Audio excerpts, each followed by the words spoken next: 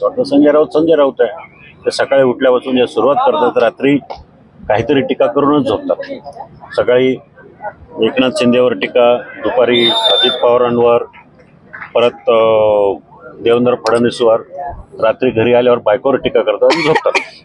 ठीक आहे, ओके चला घ्या प्रश्न विचारा लवकर।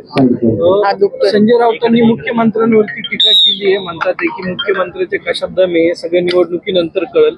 वारंवार टीका होती संजय राऊतांकडून।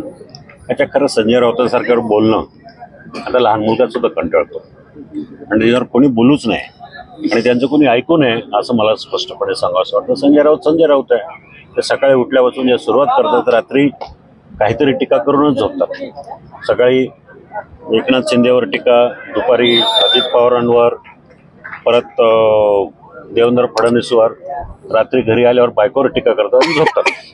ठीक आहे, ओके।